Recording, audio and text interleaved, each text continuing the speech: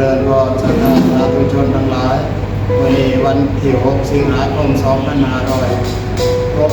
2569เป็นวันสำคัญทางพุทธศาสนาวันพระวันศีลวันธรรมสวนะ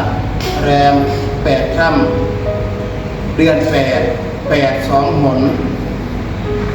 วันนี้อาตมาภาพพระครูสง่าได้นำน้ำดื่ม30 โหลผ้าไตร1 ไตรมาสวดสังเวชคาถา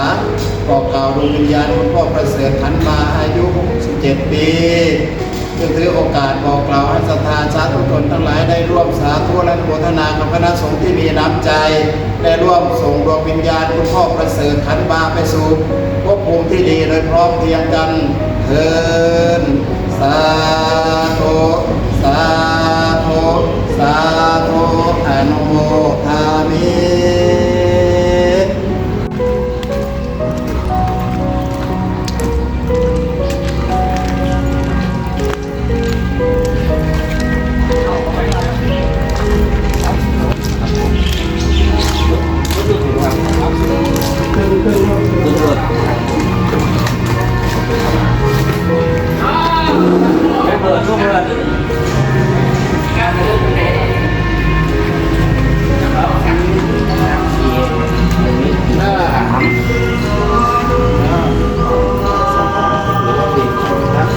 ถ้าผมจะเป็นการท่านพระพุทธงานผู้มีจะให้เป็นคนจีนจะเป็นคนให้นะเป็นให้เนาะคุณนี่ครับคุณนี่ด้วยครับ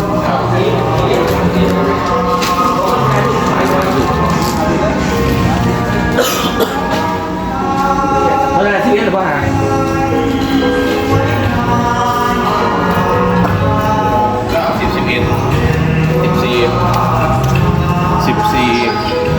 17แล้วดาว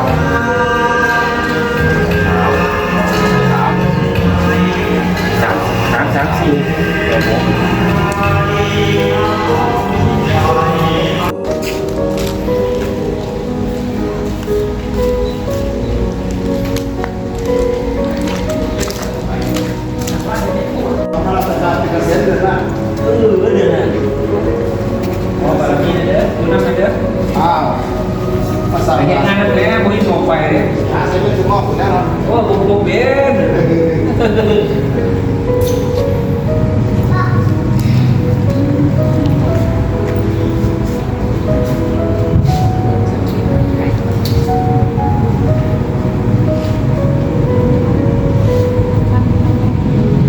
ขันบาเลยเนาะ ครับผม นะโมตัสสะภะคะวะโตอะระหะโตสัมมาสัมพุทธัสสะ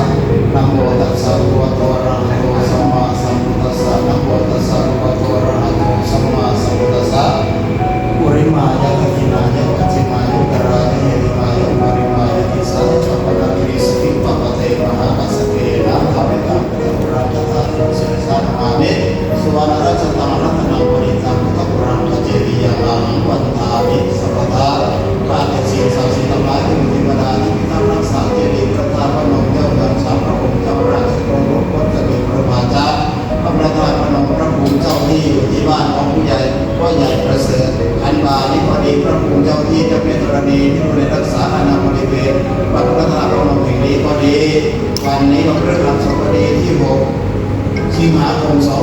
2569อาตมาภาพพระครูสุตตะเจติยานุรักษ์เจ้าจังหวัดพระธาตุพนมพร้อมพระภิกษุสามเณรคณะบริเกตสมัคคีวัดพระธาตุพนมได้นำน้ำดื่ม30 โหลผ้าไตร1 ไตรม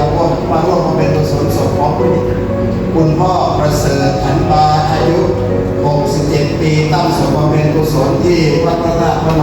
มจะถือโอกาสบอกกล่าวไปถึงดวงวิญญาณของพ่อใหญ่ประเสริฐขันปาให้รับรู้รับทราบและรับผลบุญกุศลในคราวครั้งนี้ด้วยเถิดอันธรรมยังสังเวชาปริกิตนาปัฏฐัญจาปนามาเสอิทาตถาคโตโลเกอุปนโนอรหังสัมมาสัมพุทโธพระตถาคตเจ้าเกิดขึ้นแล้วในโลกนี้เป็นพระอรหันต์ตรัสรู้เองโดยเจ้าธัมโมจัตเตสิโตอันหนึ่งพระธรรมพระตถาคตเจ้าทรงแสดงแล้วนิยานิโกเป็นไปเพื่อนำสัตว์ออกจากทุกข์อุปสรรคนิโกเป็นไปเพื่อความสุขประทับใจ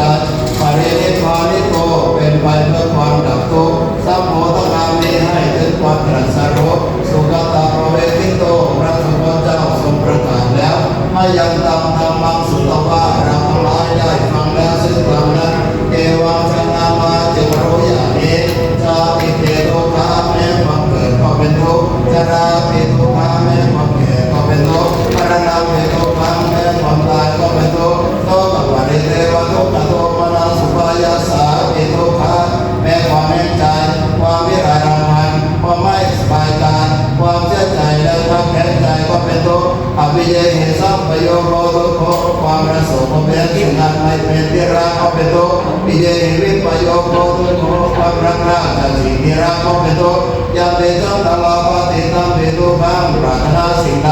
ไม่ได้สิ่งนั้นสมหวังเขาเป็นตัวสังเกตละปัจจุบันนาบันตาลุภา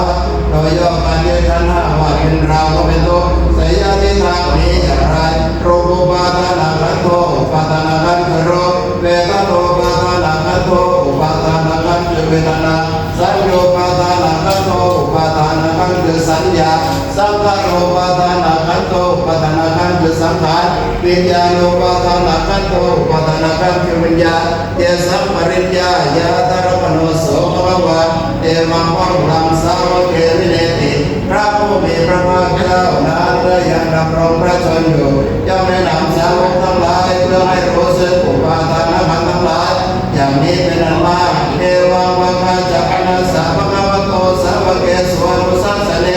เอาลาภวตาติพ่อและการพร่ำสอนของพระผู้มีพระภาคเจ้านั้นมีส่วนอย่างนี้เป็นไปมากในหมู่สาวกทั้งหลายว่ารูปังอนิจจังรูปไม่เที่ยงเวทนานิจจาเวทนาไม่เที่ยงสัญญานิจจาสัญญาไม่เที่ยงสังขารนิจจาสังขารทั้งหลายไม่เที่ยงวิญญาณอนิจจังวิญญาณไม่เที่ยงรูปังอนัตตารูปไม่ใช่ตัวตนเวทนาอนัตตาเวทนาไม่ใช่ตัวตนสัญญาอนัตตาสัญญาไม่ใช่ตัวตนสังขารอนัตตาสังขารทั้งหลายไม่ใช่ตัวตนวิญญาณอนัตตาวิญญาณไม่ใช่ตัวตนสัพเพสังขารานิจจาสังขารทั้งหลายทั้งปวงไม่เที่ยงสัพเพธัมมาอนัตตาเยธรรมทั้งหลายทั้งปวงเป็นของไม่ใช่ตัวตนนั้นนี้แหละ